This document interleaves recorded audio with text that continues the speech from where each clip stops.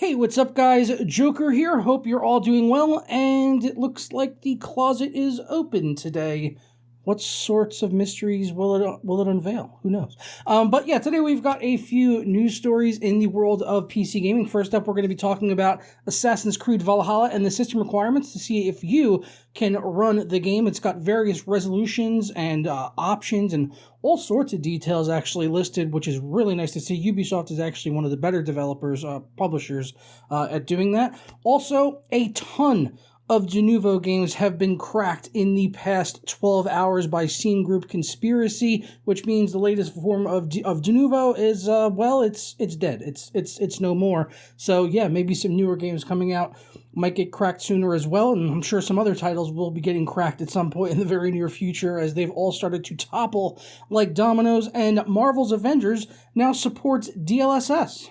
Did you just finish building a sweet gaming rig only to have this happen to you? Not to worry, because URCDKEY has you covered with Windows 10 Pro licenses for under $18. And if you head over there right now, you could save 20% off with my code JPD20 at checkout. You'll receive your key within seconds, and then just click the start button and type activate to find the Windows activation screen, and all you gotta do then is paste your code in. For more info as well as that coupon code, be sure to check out the links down in the description below. First up, let's talk about Assassin's Creed Valhalla and the system requirements so you guys can know before the game comes out on November 10th whether or not you'll be able to run it on your system. As I said at the top of the video, we've got tons of information here: minimum, recommended, high settings, enthusiast, ultra, and a good breakdown of what all of those things actually mean. I wish more publishers we're doing this, but we'll go ahead and throw up the system requirements on your screen right now. We've also got some information on the top right about the PC version of the game.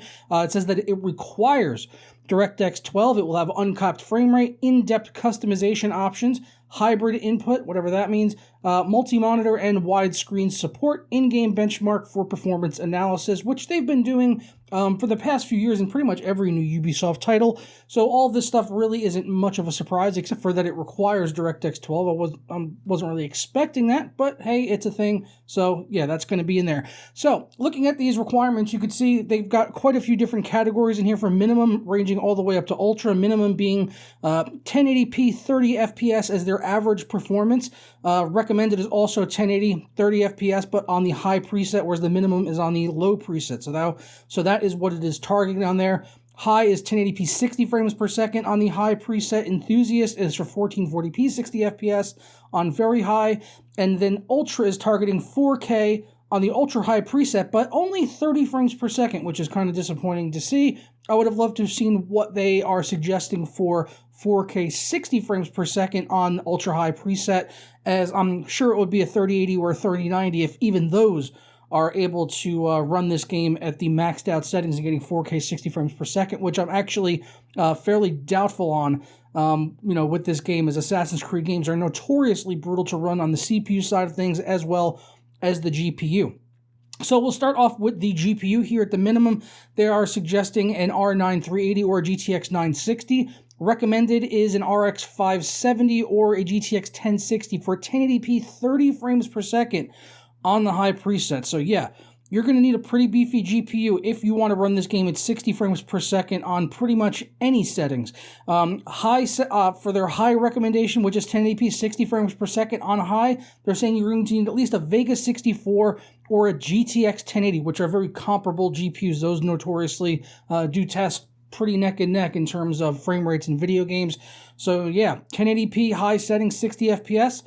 You're going to need at least something like Vega 64, probably Vega 56 1070. You might be able to get away with it as well, as those aren't too far behind these GPUs.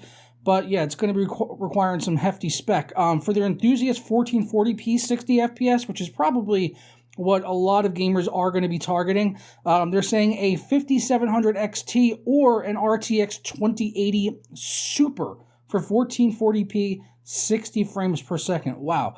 That is a pretty hardy GPU. You've really only got a couple of GPUs above that.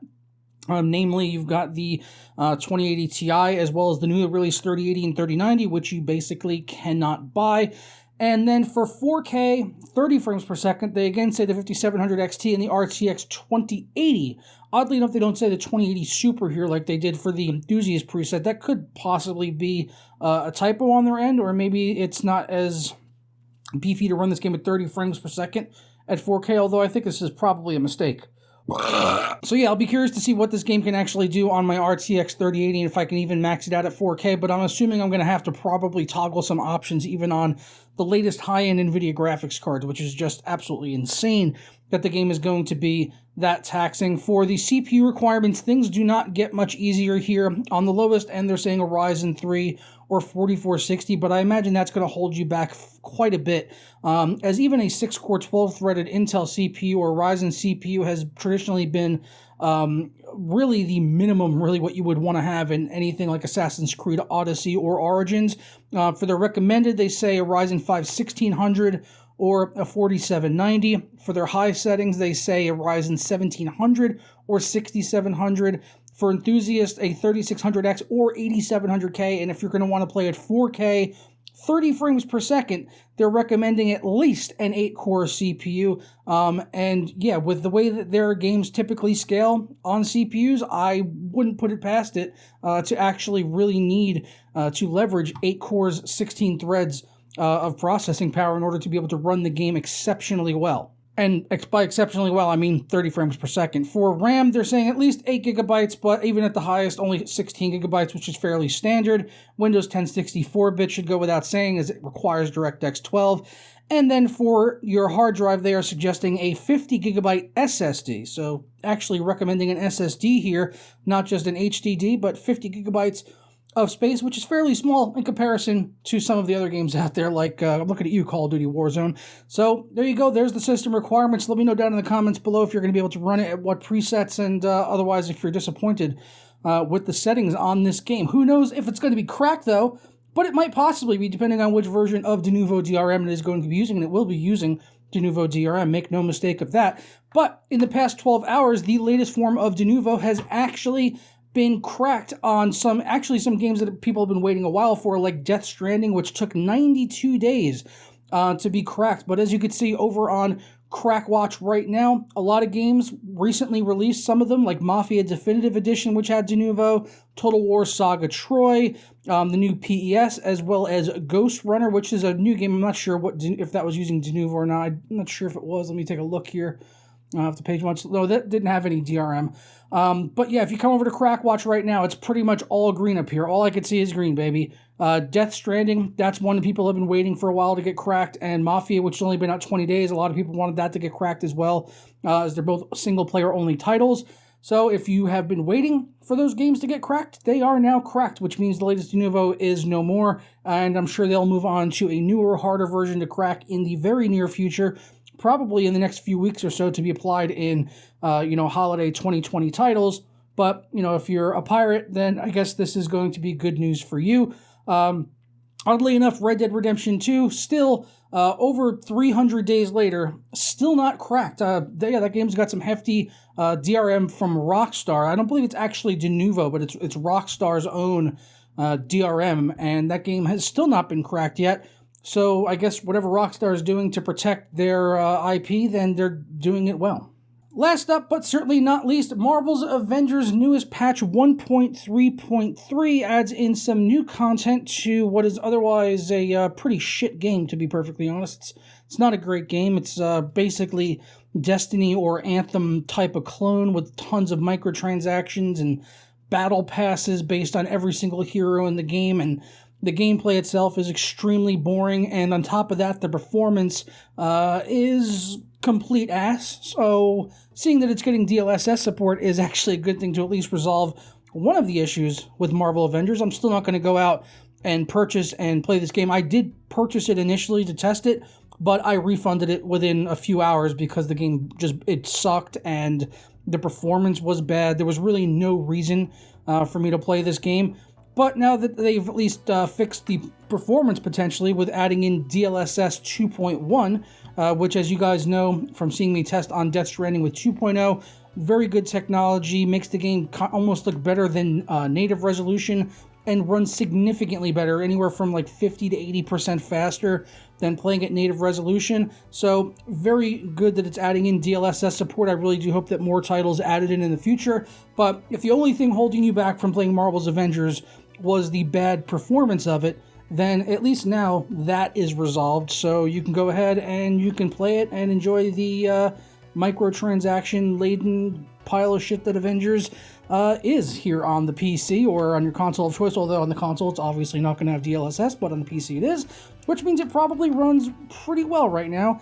My 2080 Ti, when I was testing, when I was using a 2080 Ti when it came out, regularly dropped down into the 30s and 40 frames per second running on Ultra at 4K. So probably with DLSS, it would probably run absolutely fine right now. I have not tested it on a 3080 because, again, I refunded it within 24 hours, or within a few hours, actually, of purchasing and downloading the game.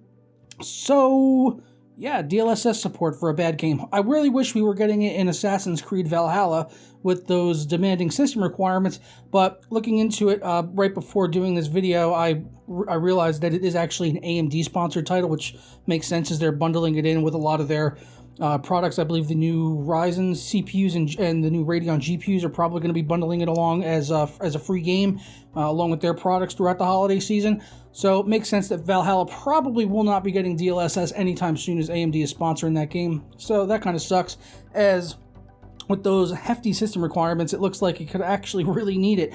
So that's always unfortunate that these guys can't kind of get on the same page, and we can see, you know, DLSS technology and in AMD titles and AMD tech like Fidelity FX and stuff in NVIDIA titles. It's kind of a shitty situation that we kind of have to choose between one or the other, and it shouldn't really affect our games. I just wish all the technology was available to all the things, but that's not the world that we live in. So I'm going to go ahead and get out of here. Hope you guys enjoy the rest of your day. Let me know your thoughts down in the comments below on the Valhalla system requirements, the crack status on all of those games getting cracked.